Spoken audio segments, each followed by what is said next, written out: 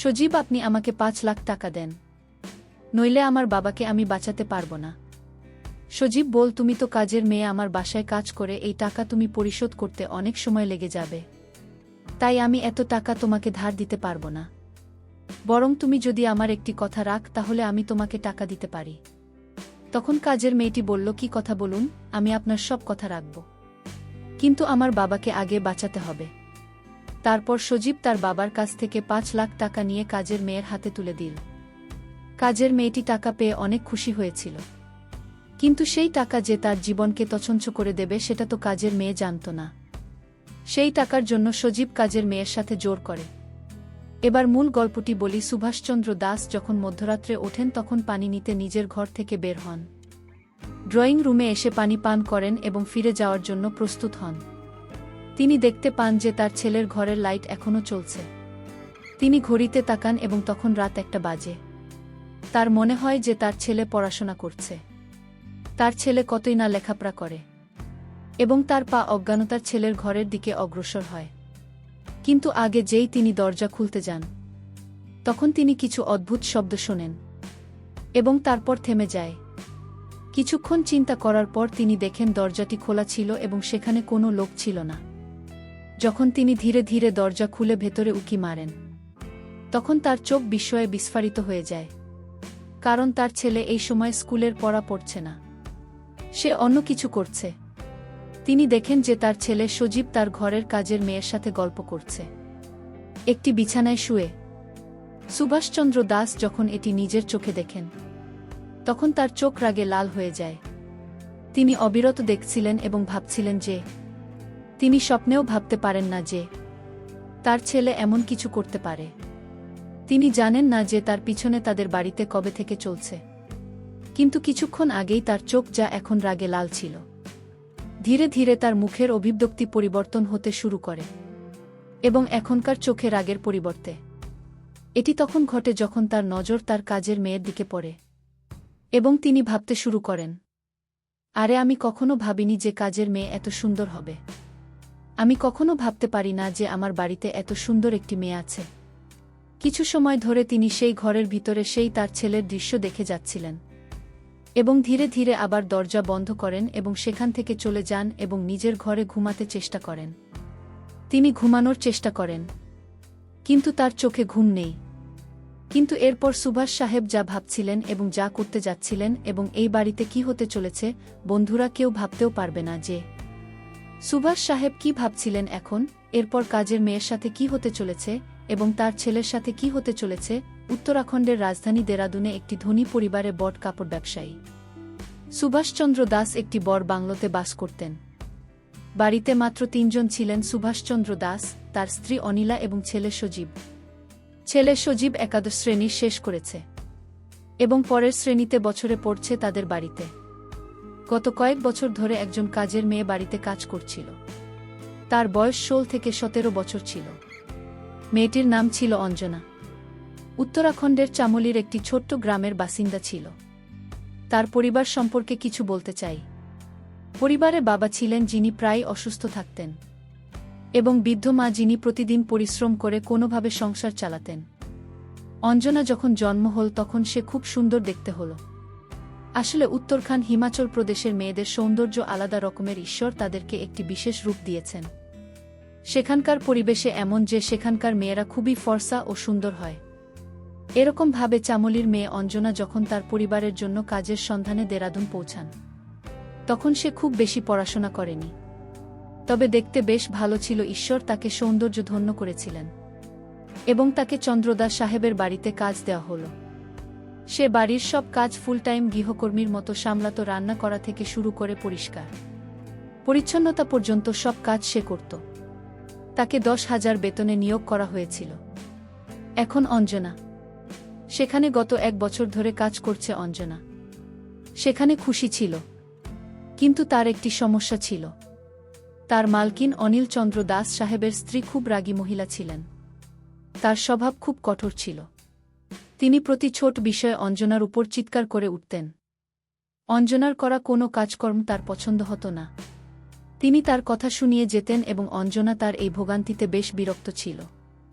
অঞ্জনা হয়তো কম পড়াশোনা করেছিল, কিন্তু সে খুব তীক্ষ্ণ বুদ্ধির ছিল, খুব খুশি আর ছিল, এবং এখন সে নিজের মনে একটি সিদ্ধান্ত নিয়েছে যে একদিন আমি বাড়ির মালকিন হব, এবং সেই দিন আমি ম্যাডামকে বোঝাবে লোক দেখানো কাকে বলে এবং কেমন লাগে এখন সুভাষচন্দ্রের ছেলে।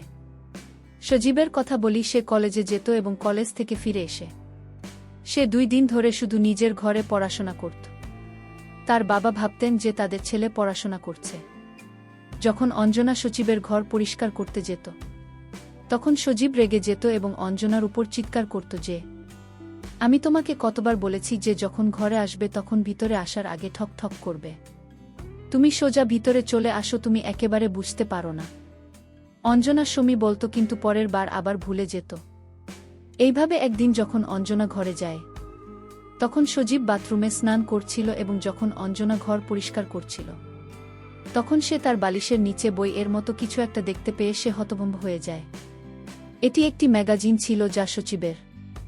সে একের পর এক পাতা উল্টাতে থাকে, এবং যখন সে তাতে ছাপা কিছু ছবিগুলি এবং লেখাগুলি পড়তে শুরু করে, তখন তার মন ও মস্তিষ্ক উত্তেজিত হতে শুরু করে।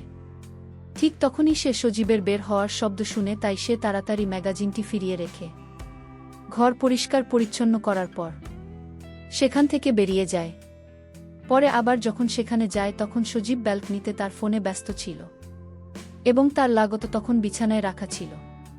তার স্ক্রিনে কিছু চলছিল, এবং যখন অঞ্জনা গিয়ে দেখে, তখন সেখানে একটি ভিডিও চলছে দেখতে পায়।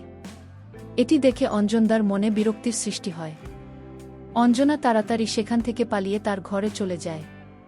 তারপর তার মাথা কাজ করা শুরু করে, এবং সে তার পরিকল্পনা আসে যে এই চন্দ্র দাস সাহেবের ছেলে সজীব, যাকে সে খুব সহজেই তার জালে ফাঁসাতে পারে, এবং সে যে পরিকল্পনা উদ্দেশ্য তৈরি করেছিল তাতে সে সফল হতে পারে। সে তার প্রাণ নিয়েছিল। এখন সজীবের ঘরে যায় এবং ঘর পরিষ্কার করে। সে এমনভাবে ঘর পরিষ্কার করেন, ঘরের কাজকর্ম করার সময় সজীবের নজর তার উপর পড়ে। কাজের মেয়েটিও সজীবের দিকে চেয়ে মুচকি হাসতে শুরু করে। এখন আসলেই তাই ঘটে। সে তার উদ্দেশ্য সফল হতে দেখতে পায়, কারণ যখনই অঞ্জনা সে ভাবে ঘরে কাজকর্ম করত, তখন সজীব তার দিকে অদ্ভুত দৃষ্টিতে দেখতে। এটা খুব ভালো করে বুঝতে অঞ্জনা। কিছুদিন এভাবেই কেটে গেল। এখন সজীব ও অঞ্জনার সাথে মিষ্টি মিষ্টি কথা বলতে শুরু করল। অঞ্জনা বুঝে গিয়েছিল যে তার সঠিক লক্ষ্যে পৌঁছে যাচ্ছিল। তার সাথে অনেক ভালোবাসা নিয়ে কথা বলত। একদিন রাতে যখন সবাই খেয়ে ঘুমিয়ে পড়ে, তখন অঞ্জনা রাত 11টার দিকে সজীবের ঘরে গিয়ে করার শব্দ করে। এত রাতে কি এসেছে ভাবতে ভাবতে সজীব দরজা খুলে দেখে অঞ্জনা তার সামনে দাঁড়িয়ে আছে। সে বলে, হ্যাঁ, এত রাতে তুমি এখানে কেন?